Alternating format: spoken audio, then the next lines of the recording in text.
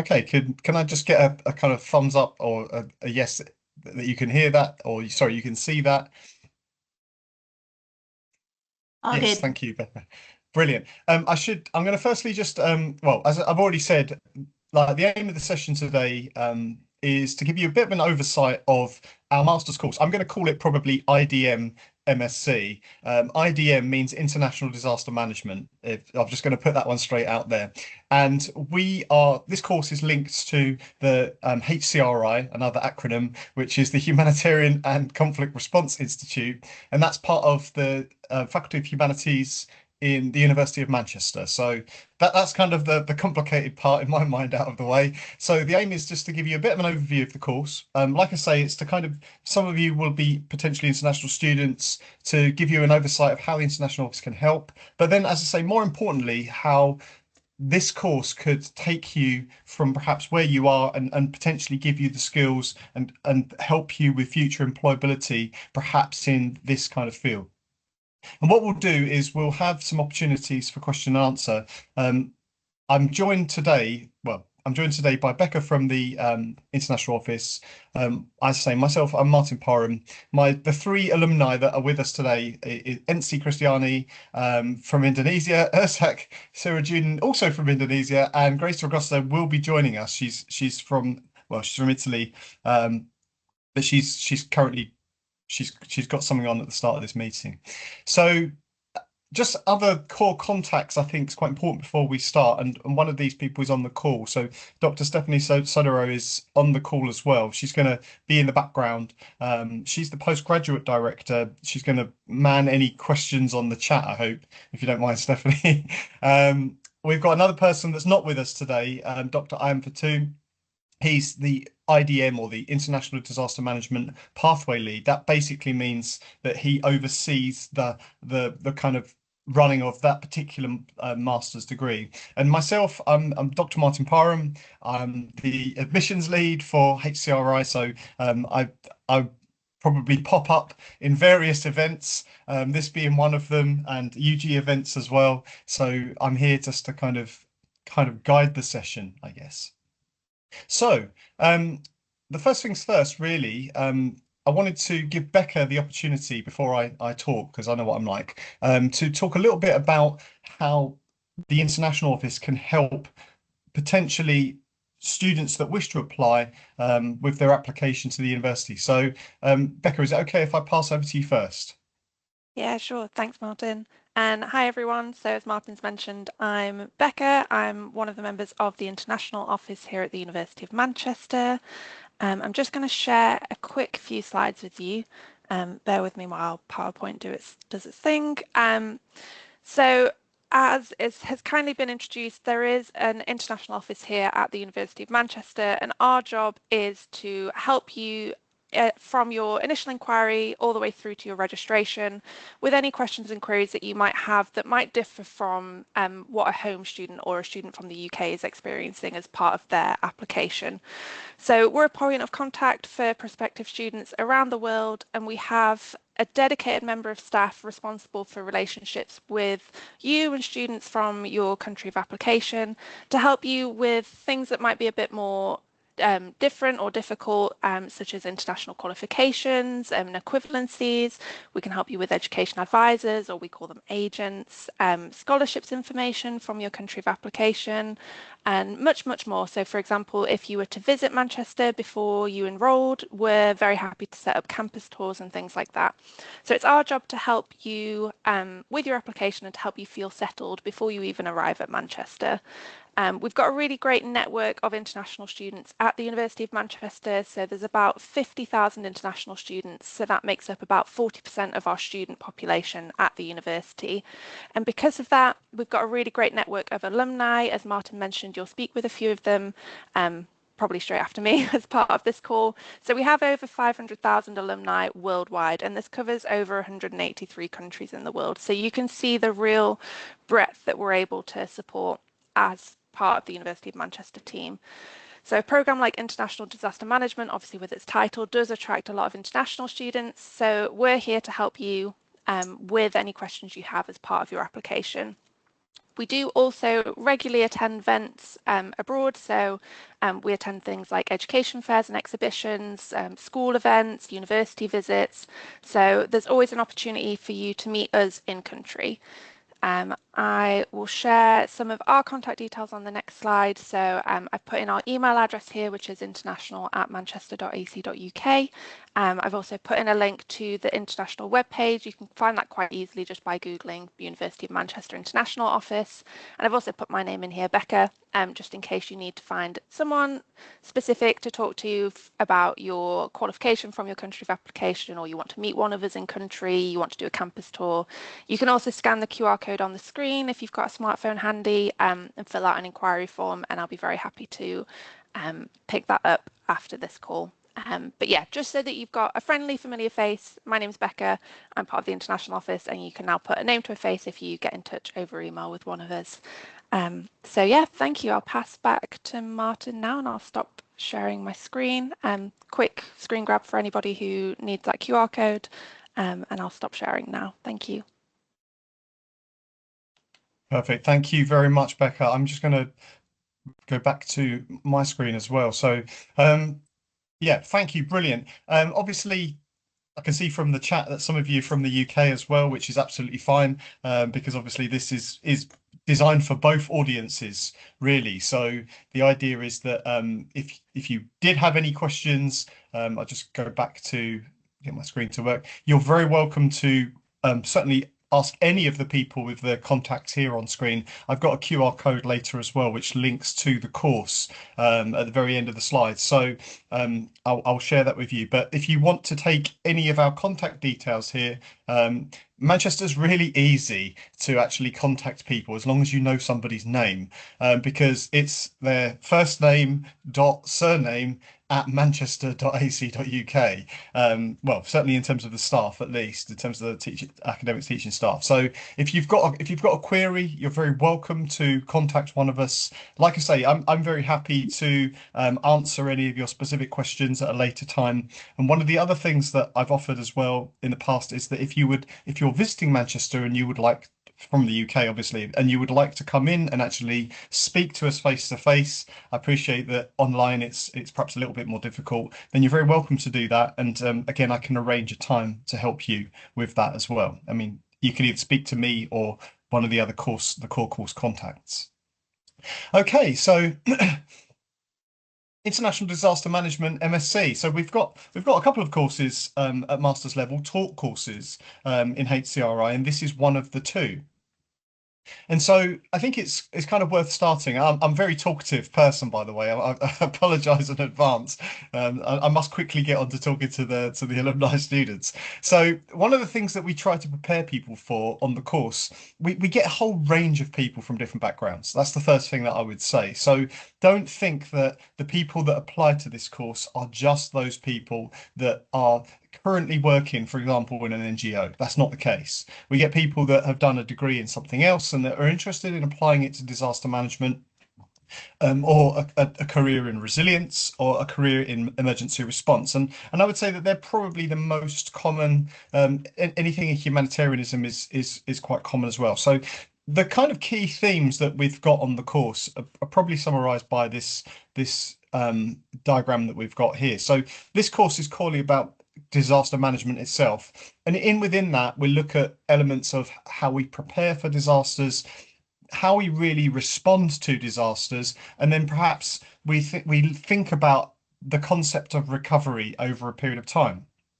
But you'll notice that from the title of our department, the Humanitarian and Conflict Institute, we're not just people that teach disaster management. So within the actual team, we've also got people that are specialists in humanitarianism. We've got specialists in global health. We've got specialists in peace and conflict as well. And therefore, the nature of our degree is that you can actually touch on those elements as well. So some people are interested in working in areas that have been subject to conflict. Some people are interested in working in areas that have perhaps been touched by the influence of climate change, or potentially people are interested in working. We've had medics come in and are interested in working specifically in health. And so really the course is about not just about the disaster itself or the hazard. There is that element to it, but it's also about how we kind of manage risk and how we consider vulnerability from different lenses and how we try and instigate resilience in those different contexts. And so it actually leads to a broad range of potential opportunities. And in terms of the kind of jobs that people end up doing, obviously, you're going to have three examples of people today, but we've had people go on to work for commercial organisations, go work for local government, work for the national government, and the kind of like decision makers across governments.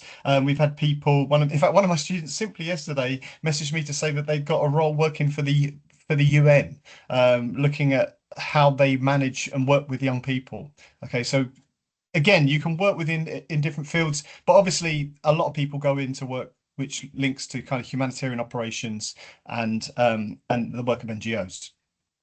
So on the course, I mean, this is a big slide with lots of information, and apologies for that, but this is the information that comes out of the website. So just to give you a very quick overview of the course is 180 credits across an entire year. So you would start in September and you would finish in essence in September.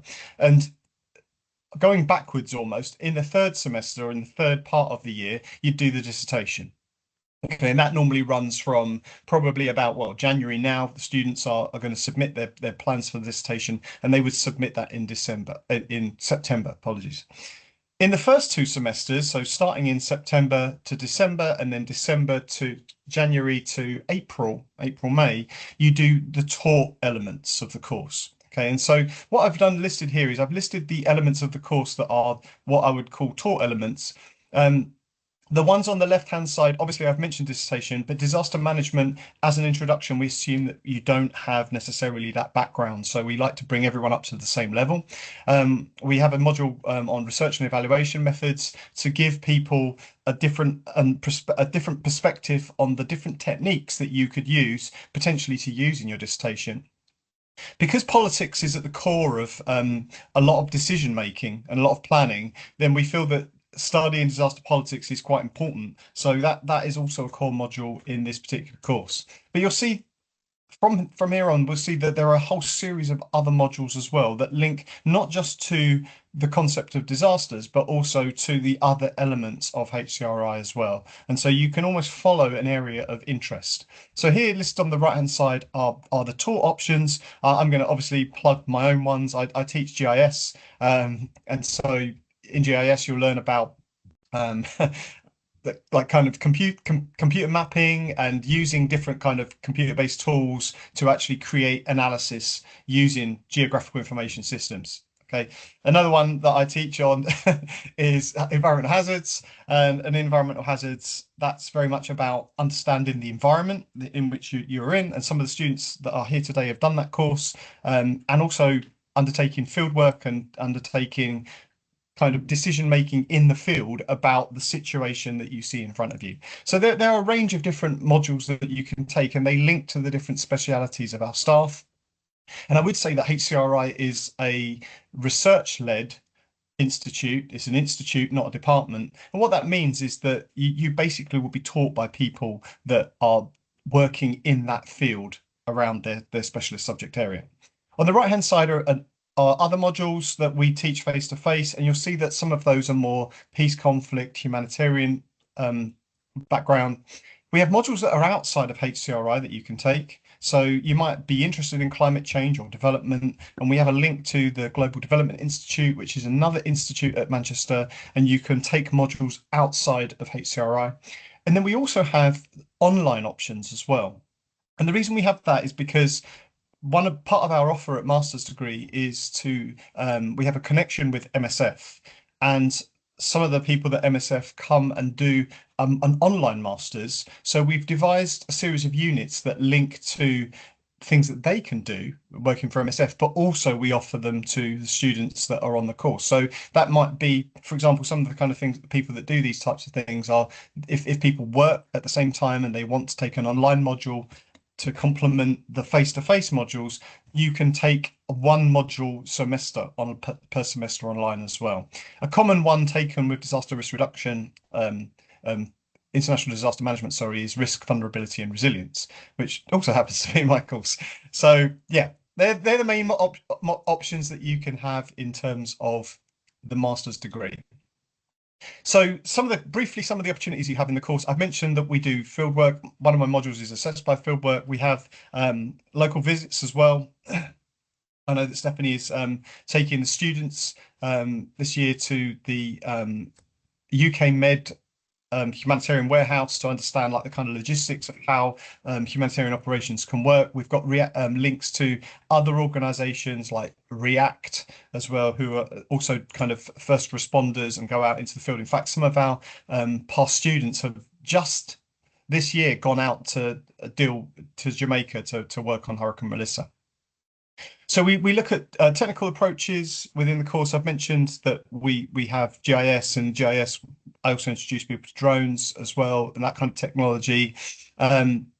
We had the opportunity to attend conferences. There's, for example, every year a resilience conference, which actually this year is in February, and we encourage students to attend those. There's a conference in the summer called the UK ADR conference, the UK Alliance of Disaster Risk Reduction, and that's a great course. Some of our students attended that last year. They found that really useful as a supplement to what they learn on the course.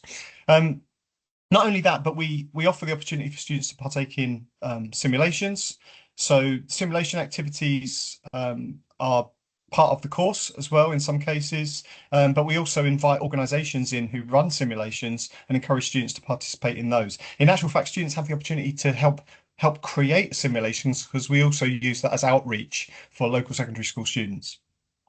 So there's a whole lot of opportunities that you can have on the course. They're just some of them. Last bit of key information from me. In terms of the application information, the key information is either upper second class degree, a first degree, and or relevant experience. I mean, we appreciate that some students may have been out of education for a while, and therefore, if you've got relevant experience in work, we take that on board. So please don't think that by just not having that level of degree that you'll be excluded from the course. That's not the case. For international students, we need an IELTS score of 6.5 and a minimum score of 6 in each of the different parts. And the fees are listed there, but the fees are very much, if you're a Manchester student, if you've done a Manchester degree in advance, that fee is slightly lower. There are funding opportunities as well. I've listed the links here to 3 funding opportunities. These are the links from the website as well. And we have at the university what we call master's student funding. And master's student funding is available to potentially all students that are taking a master's degree. Then we have very much school-based funding. So HCRI is in the school SALC, which is the School of Arts, Languages and Culture.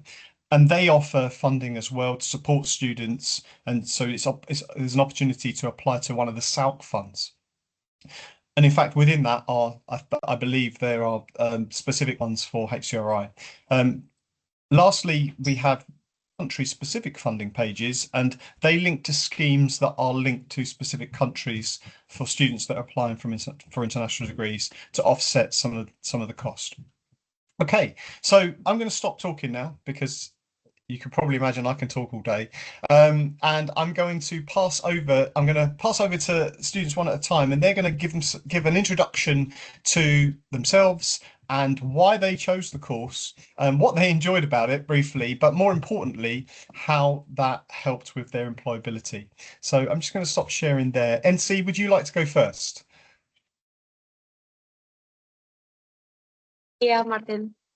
Thank you, Ensi. Hello all, I'm Ensi, I'm from Indonesia. So currently I live in Jakarta, the former capital city of Indonesia, because the government moved the capital city to another island. And now I work as a disaster policy analyst in National Disaster Management Authority of Indonesia. So basically it's kind of like the same level with the ministry, but we directly report to the presidents about the disaster management. So I choose the MSc in International Disaster Management because my previous academic background was not fully supporting my field, because my previous education is international relations. And yeah, I could see clear weaknesses in Indonesia disaster management policy and framework, but I couldn't always tell like what the real root problems and how to address them effectively. So, and then I tried to, I've decided to continue my study, and I check many universities in the UK that offer the international like disaster management course, and I feel that I what the HCRI offers can answer my questions about disaster management, the real world challenges I come across in my field. Like um, the slogan in recovery in my country is build back better, safer, and sustainable, and also resilience. But actually, we don't really know what is resilience and how to build back better and safer. And so, yeah, I found that HCRI offers interdisciplinary modules. I can also learn about the citizen participations in disaster, for example, but also they offer module from another schools about environmental issues, because disaster is not natural, only hazard is natural, and we have to consider, for example, like environmental degradations and issue about about the environment itself. So yeah, I found that their theoretical foundations, they provide theoretical foundations to help me um, build or develop the indicator how to measure the recovery of a village, for example, because we have a like resilient village program in Indonesia. So what is the indicator, for example, like that? Yeah, Martin. Brilliant, Ensi. Can I just ask you firstly, and perhaps I'm testing your memory here, but can you just give people an outline of what you chose to do on the course when you were here, and perhaps kind of touch on how some of those modules helped you with your current role as well? Oh yeah. I will share a story before I came to UK. So I have a like a field work in Kalimantan Island. So I went there to oversee the reconstructions project. When I was on my way, I observed that there were so many houses very close to the coastline, and I raised this issue to the local governments, like, oh, these houses are in a dangerous area, and the local government told me, oh yeah, we have relocated them to the safer areas despite their refusal. And at that time, it's before I studied international disaster management, I told the local government directly, oh yeah, if they do not want to move from their house, they must like sign the agreement about the refusal, and they cannot get the funding if their houses are, for example, damaged by the operations or and like related coastline related disaster. But after I study the risk vulnerability and resilience, also the disaster management theory and applications, I found that there are concepts about the place attachment, and it's also the risk perceptions, like why they they decide to stay in their houses instead of move to safer areas. Because when we provide them houses and also the ownership of the land, but why they still refuse? And it, as a disaster policy analyst, they give me the modules, uh, make me realize that I overlook people-centered disaster management. But when we, for example, overlook the people-centered, like how they how people perceive risk, like, and what they really need. It cannot help us to give what they really need. So we cannot protect them properly. And now I also found that it can lead to the social conflict. Yeah, I hope it's answer your questions. Brilliant. Thank you very much, Ensi. That's great. Thank you for your help there. So I'm going to pass over now to Irsak, who is also going to talk about his experience. Ensi was a student with us last year. Irsak was a student with us 2 years ago. So Irsak, over to you. Great. Thank you, Martin. Please do not ask me what courses or modules that I took 2 years ago, but I still do remember some. Hello, everyone. Good afternoon from Indonesia. I know for some of you it is very early in the morning. As Martin introduced, I was in the University of Manchester's International Disaster Management, to be precise, 2 years ago. And now I'm working for crowdfunding organizations or crowdfunding company based in Detroit, USA. I would say before coming to Manchester's, I was already working in the humanitarian sectors for quite some time.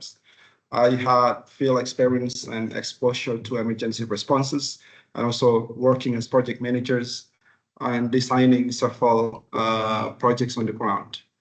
I know and understand how things were done, but I wanted a deeper understanding of the principles, standards, and evidence behind humanitarian actions. And studying at University of Manchester fundamentally changed the way I think and actually work. The program really strengthened my critical thinking and also my research skills and ability to analyze crisis within global humanitarian systems. And most importantly, it also introduced me to universal humanitarian standard, such as SPEAR standard, which later became central to my professional work.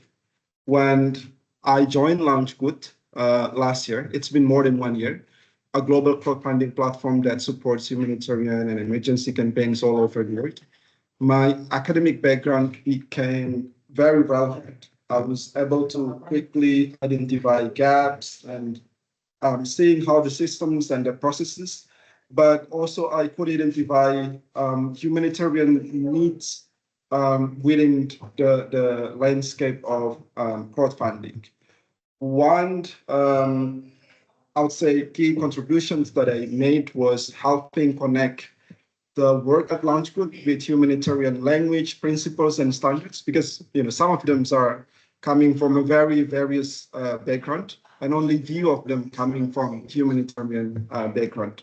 I recognize that many organizations and also individuals which fundraise on the platform were doing a great job, but they do not have, they do not operate within, let's say, SPEAR standard, within the standard of accountability to affected populations, do no harm principles, for example. As a result, many of these campaigns or many of these responses to disasters are very below what we call, humanitarian standard. I also did training internally, like train the people or the workers in LaunchGood regarding SPEAR standard. And this training is also very important because SPEAR is not just a manual. It is about protecting dignity, ensuring quality, and placing affected people at the centers of responses. So yeah, I would say looking back, the University of Manchester did more than provide me with a degree. Degree is important, but it equipped me with credibility and also lots of new perspective and new knowledge. Yeah. Brilliant, thank you, Irsak. I was going to test you. I was going to test you on what modules that you took, but you preempted me and said that you can't remember. But I do remember Irsak joined me. Two things that Irsak did that particularly had a link with me. He joined me on a field trip, which was really fantastic, and I remember that your group worked very effectively together, and perhaps part of the experience of you being at the university was not just meeting other students, but understanding that working relationship with other students as well and other people. How would you say to that? Oh, that's a great experience, to be honest, and one of the highlights of my time in Manchester. It's not only the field trip, but seeing how Martin approaches the model was brilliant, and I could say how you intertwined the hazard and where the environment or where the settings. So it is something correlated and couldn't be separated. And that's the principles that I carry on till now, and that's principles that I keep telling people when it comes to understanding vulnerability in a certain area. Yeah, brilliant. Thank you. And I just also thought as well, both Ensi and Irsak helped deliver and create the part of the simulation activity, the outreach activity that we do to students in the May time as well, and we work with local schools and we invite local schools in. And yeah, I just wondered if you briefly wanted to talk about that experience as well, and perhaps how that helps you. Yeah, it is also great, and it is kind of new to me. We do have similar kind of similar activities within schools in Indonesia. But the approach is very different because we position these students as a policymaker, as a person who oversee and respond to disasters instead of the victims, because we usually position them as casualties, as a person who need to flee, which is very interesting. And I directly gave a call to my college in Indonesia and then say, hey, this is a very interesting approach to teach these students how disasters management work, instead of position them as casualties fleeing from protecting their head from earthquake, for example, which is also very important, but then position them as policymakers and oversee the disaster response is a brilliant idea, and we need to replicate it in Indonesia as well. Okay, and Ensi, I don't know if you wanted to come in there and add anything. Yeah, I'm happy if you don't. That's fine.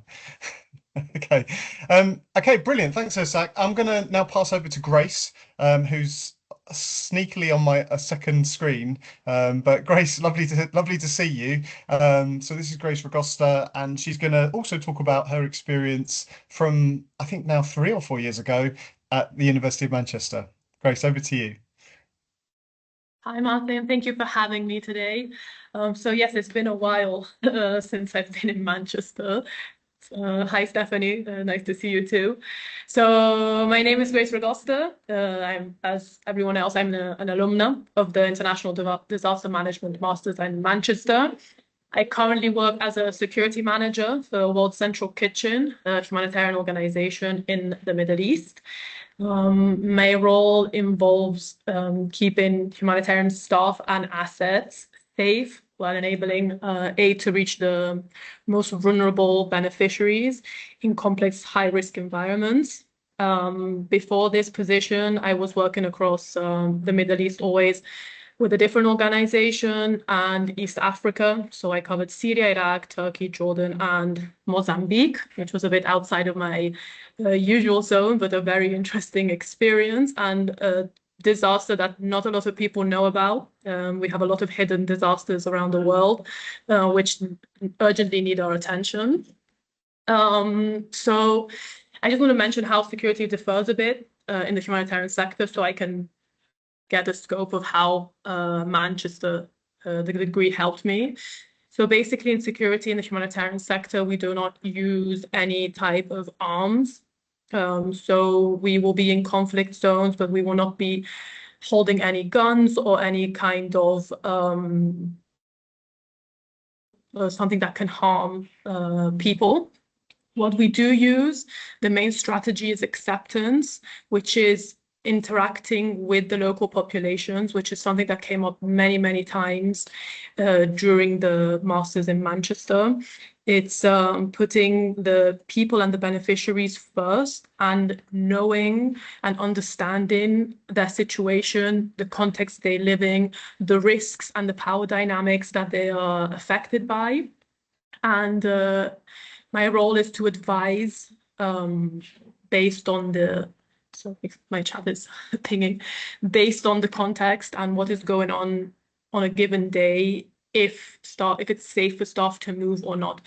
I'm not sure. I work in a conflict context. I've never worked in a disaster, like rapid onset disaster. So it's a bit different how I work compared to the others, I think. But it does involve a lot of monitoring, assessing threats, assessing risks, etc. And one of my main jobs is, because security is such a specific branch in this sector and it's very difficult to understand, is translating the complex information into like clear and easy guidance for the rest of the staff.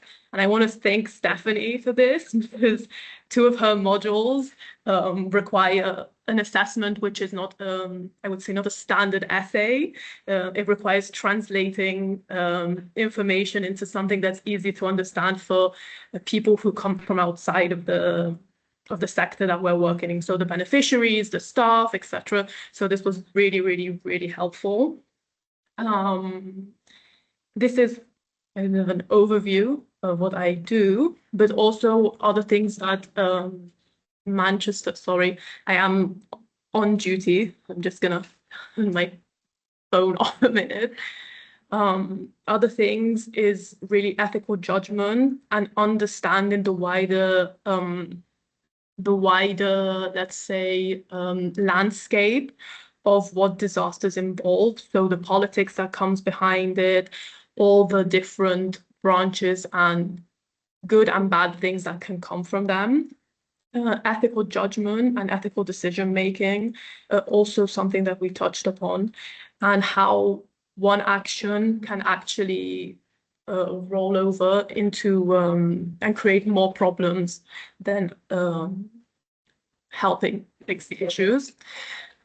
And I don't know if I've covered everything you need, Martin. I do have one regret, actually, if I can say this, and it's not taking Martin's GIS module, because I think this is one of the tools I use the most at the moment. So I will maybe audit at some point your module, but yeah, this is one of the regrets I have of not of my time in Manchester. Grace, so that is very kind of you. That's very kind of you. I would add that Grace, I remember Grace as a student, she was incredibly willing and helpful and interested in being part of a range of opportunities that we offered at Manchester as well. And I think Grace is a great testament and to, in fact, so Ensi and Irsak, but a great testament to the more you become involved, the more you get out of it. Okay, that's certainly the case.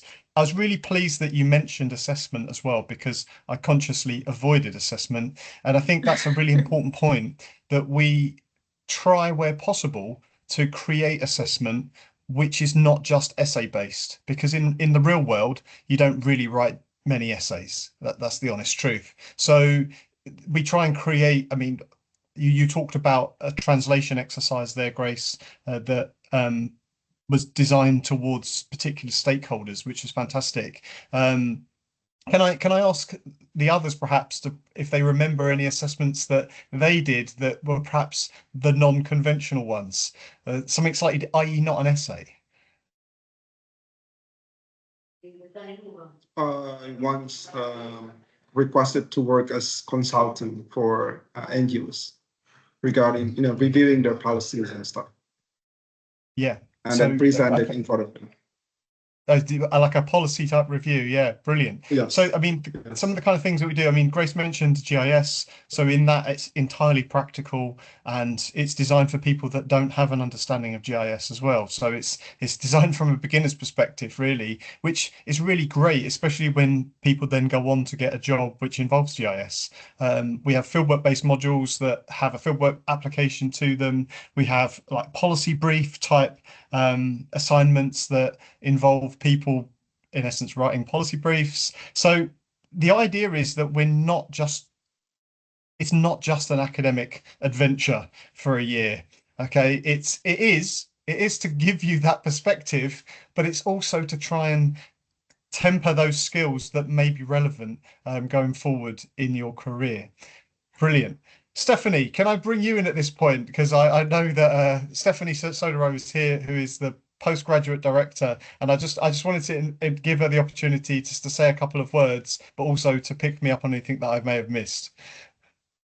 Fabulous. Hello, everyone. Thank you, everyone, alumni, for sharing. It was great to hear your experiences. And I'm over here in the chat trying to answer some questions as well. I think you've covered all the bases. We're addressing the part-time study is currently an option in the chat that might be of interest to some. And otherwise, it's just, I'm super biased, but I think it's a fabulous program that gives you wonderful experiences to learn and build your network and build your career. And even though I'm a lecturer, when I see that list of courses, I want to learn from my colleagues. Because there are so many different things to learn. And so I said in the chat, like, I feel like a kid in the candy store when I see that list of courses, because I want to take this and that and this and that. Yeah, so that's everything I have to say. Thanks, Stephanie. I will add one final point before we go to any questions, and I will share on the screen the QR code as well. Well, actually, two final things. Firstly, thank you to Ensi, to Irsak, and to Grace for giving up their time and coming back today. I guess that's testament to the fact that you enjoyed being here and you're willing to actually come back and offer some of your time, and that's much appreciated. But secondly, one of the benefits of HCRI is that we're a relatively small team. And the benefit of that is that if you find somebody within the team that actually you share an interest with, or you can actually create quite a dynamic relationship with them, and you can get to know the staff just beyond the fact that they're teaching you in the class. And I think that really helps for dissertations. I feel like the kind of personalized support that we offer students is perhaps unique. Okay, we don't just treat students as students, we treat them as part of the team. Okay, and I think that's something that I certainly value in my time and I know Stephanie does as well. So I'm going to stop there. I'm going to share my screen one final time, and I'm just going to put up on the screen the information on how to apply. The QR code here is linked to the actual website, so it's actually linked to the application process. However, like I said, if you are interested in contacting us or you have any specific questions, you're very welcome to contact myself or Stephanie or Iam, who is not here today but will equally answer your questions about any elements of the application process or any elements of the course. So I'm going to stop there.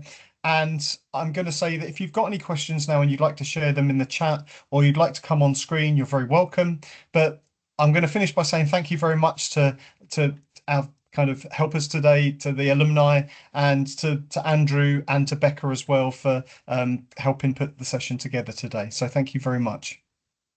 Any questions? And if you've got no questions, you're welcome to leave. But if you've got any specific questions and you'd like to direct them to any of the students, you're very welcome as well. Alternatively, hopefully we'll see you soon.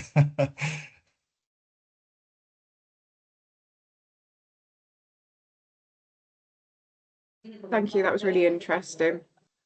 Thank you, Simone. Thank you. Thank you so much. It was very interesting and also very inspirational. Just gives me a lot of a lot of emotions to apply, because this is what I was looking for when I was doing the research about the the postgraduate options in the UK. So it suits me very well. I'm looking Bruno, forward to apply. lovely. Thank you It's so lovely much. to meet you. Thank you very much.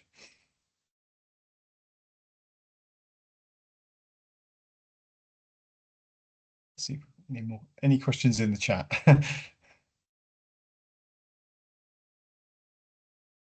A question about application deadlines, Martin. Essentially, Yes, it's like a rolling deadline, right? yes, that's right. Very good. That's a good question as well. So there are 4 stages of application, but in essence, you can continue to apply, I believe, until the end of May, June. In actual fact, if you applied in the summer, they would still consider your application as well. But I guess as an international student, you probably would want to apply perhaps by March, April, because of the process that goes with actually the moving to the UK as well. So there are 4 waves. The first one ran from, I believe, October to December. The second one opens now, and I believe runs to about middle of February. And then we've got one which is March, April, and then like May, June time. So there are 4 stages. But in essence, if you apply at any time, your application simply gets moved. If you apply in between the stages, it just gets moved into the next application window. All it might mean if you apply in between the windows is that you don't get necessarily an immediate response. Okay, but you will get a response. If you make an application and you would like to let us know that you've applied, you are very welcome to contact us and say, we've made an application, or even share some elements of your application with us so that we can help you make sure that that gets to the right person.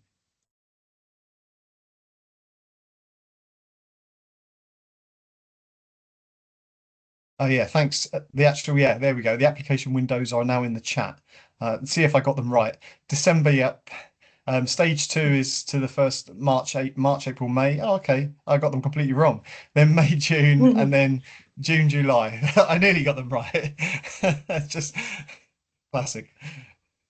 And just Brilliant. adding a link to I'm adding a link to the information page right here, and this has a lot of information. This is in the process of being revised, but the nuts and bolts are the same. Yeah, brilliant. Thank you. Fantastic. Any more questions from anyone? Did we miss any questions in the chat?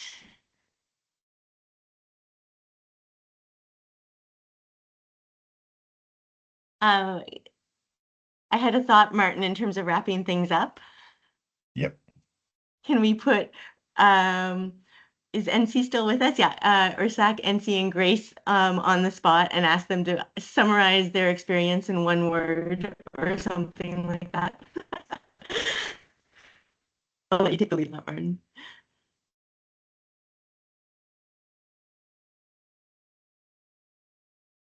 Who wants to go first? Summarize your experience. Go on, Grace. I'd say insightful. I'd worked a bit during other like COVID, but I learned a lot during the masters, so very insightful. Thank you, Grace. Yeah, actually, I also want to say insightful. Oh, that's cheating, Ensi. I think we have the impressions about HCRI, but maybe transformative, because before I study IDM, I overlooked the kind of what is that? Like gender sensitivity. So there's a NGO came to our office and explained the importance of consider like vulnerable groups. But at that time I thought, I have so many things to do, and I think that's not something crucial that I need to pay attention or focus. But after like having join the modules from, for example, the citizen participation in disaster, and also Martin modules about risk, vulnerable, and resilience, that vulnerable groups affected by disaster like disproportionately. affected by disasters, and they also some extent don't have an opportunity to deliver their voice or what they really need during the disaster and recovery. And so now I suddenly become someone who really pay attention for their recovery. Yeah. And I think for now, because now I'm in Sumatra, in North Sumatra, and now I become realize that even if we talk about spatial planning, now they also consider the risk assessment, and that's why the disaster management is not an isolated knowledge, or now it's become the what we have to apply in our planning, like the regional planning. They will look at the disaster risk assessment. Yeah, that's what I want to say. Brilliant, Thanks. Ensi, thank you. And Irsak, how about you? What word? You're not allowed to say insightful. But I mean, it is insightful. You know what? Looking back, I would say eventually I managed to bridge, the academia and the practical work, and working as part of crowdfunding in a global, we call it now global response team. So like their disaster management team, a very small team within this company.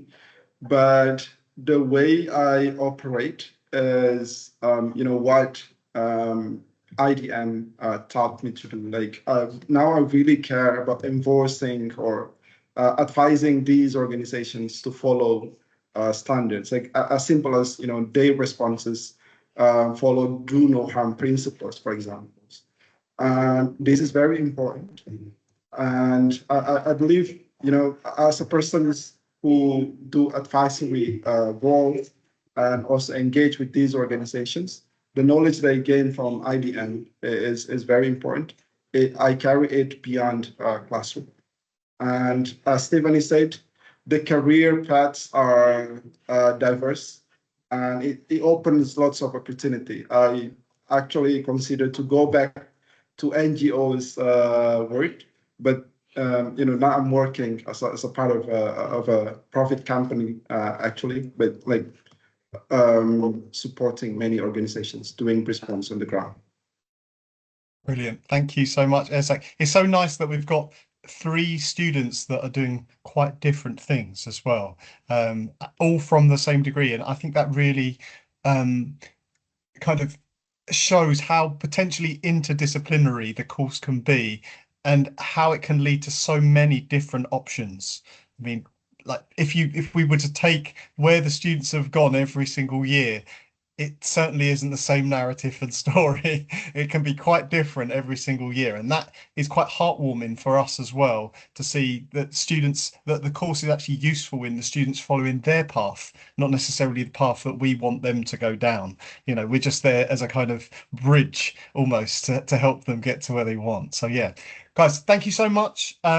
I'm gonna call it to a close there. And again, thank you, Becca. Thank you, Stephanie. Thank you, Andrew, also for your support this morning as well. Like I say, you're very welcome to contact us. We've put our emails into the chat here. I understand that Andrew is going to share the slides as well, which also have our emails on it. So we look forward to hearing from you in the future, and I hope you have a great day. Thank you very much.